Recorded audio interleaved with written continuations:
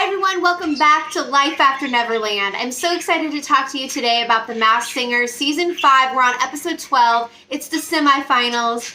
And last week when we spoke, you were hanging out with me. Thanks so much for tuning in and thanks for your great comments.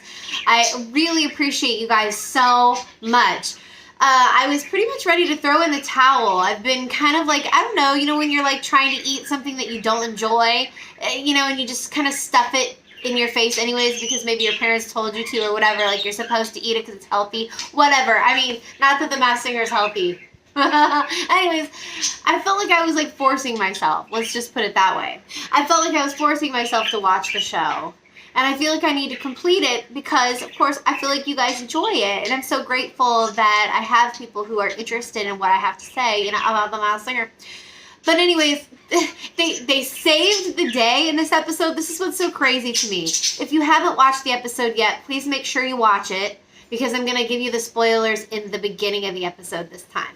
Simply because it was such an interesting episode for me. And if you've been following me and you watched The Masked Singer with me from the beginning when we first started recording and commentating and recapping, you'll realize that what a huge surprise. Are you ready for the spoiler?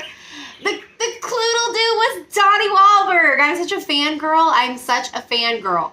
If you only knew how much I loved Donnie Wahlberg when I was in high school. I was obsessed with him. I had t-shirts that I had made, like my own t-shirts that I made myself that were Donnie Wahlberg fangirl t-shirts.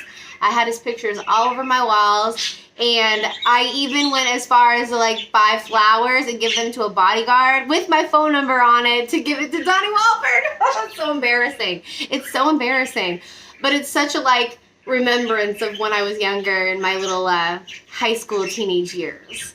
You all can laugh at me all you want, but I'm so excited. I was like, oh, it's going to end up being like someone that's just going to make me go, but it was Donnie. I think Donnie is 5 years older than I am, so that ages, that's going to age me. But I love Donnie. I love him so much. Anyways, I digress. Okay, so now we're going to talk about the part that made me frustrated, and I know you guys are all going to be like, yeah, Karin, I feel the same way.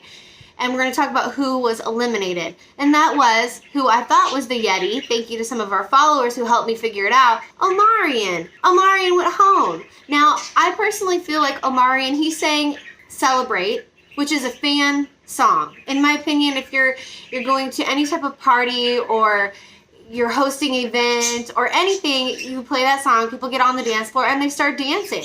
So I feel like it was a crowd pleaser song. He stepped out of his comfort zone and he sang that song, and I thought he did an amazing job. I even liked the dancers. I thought it was cool that on one side they had these like girls or boys, dancers, that were all dressed in white, and then one group was like sunglasses and the other group was just plain all white. I thought that was cool. It looked really neat. And I went back and I actually watched all of Omarion's performances from the very beginning, and he's amazing.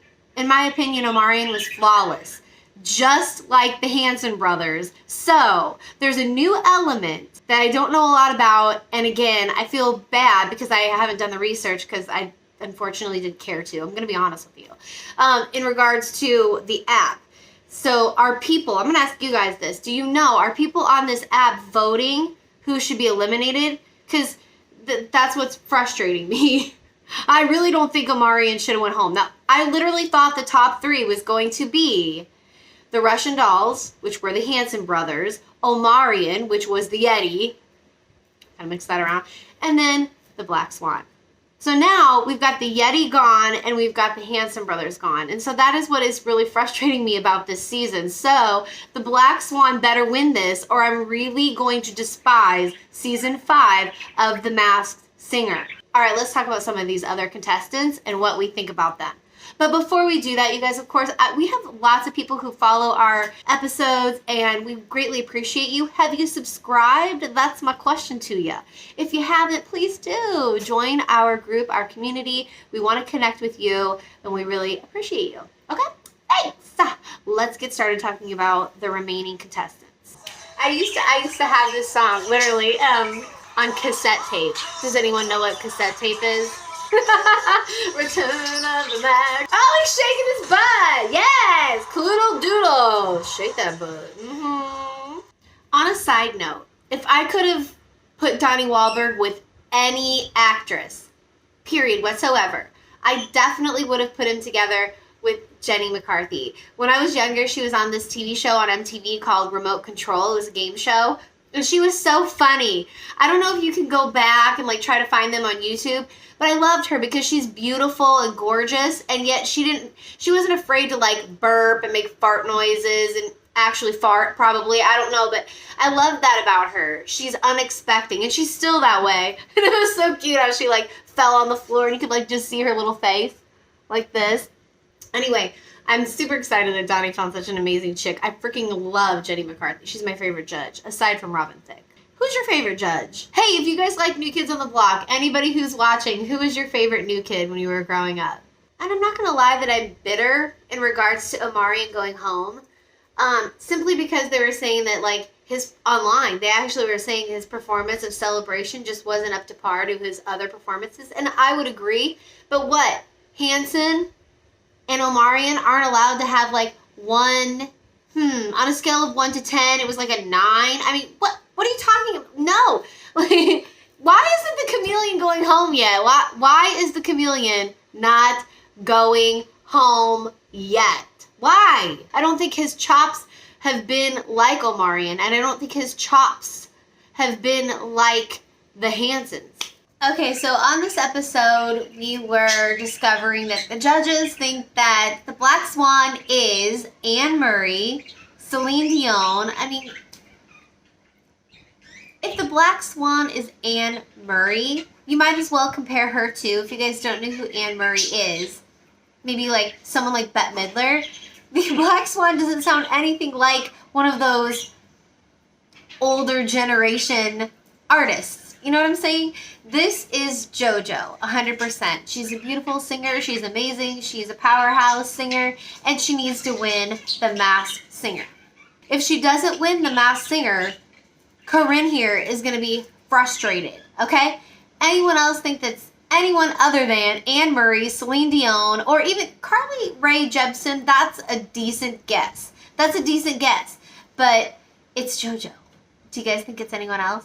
She's so beautiful, and she needs to win the Masked Singer.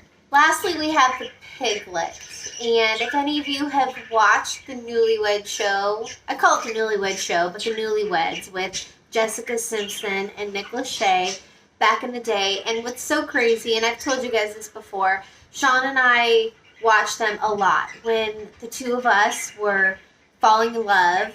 It sounds cheesy, but falling in love in Japan when we used to do Peter Pan and Wendy. And we used to watch Jessica and Nick together on the Newlywed Show.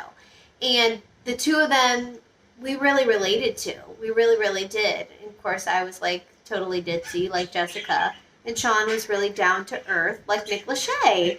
And I feel like when you listen to the Piglet, he's really down to earth too. Okay, and remember in the last episode that I talked to you guys about the Piglet, if it was Nick Lachey, when they were moving, they were doing something, but he did something that was non-celebrity-like. He ordered a U-Haul to move all of their stuff, and they did it like how, you know, the common folk would do, not celebrities. And so Nick was saying, aka the Piglet, he was just saying that he likes the simple life. Watching football, and that sort of thing. Landscaping, grilling, the simple life.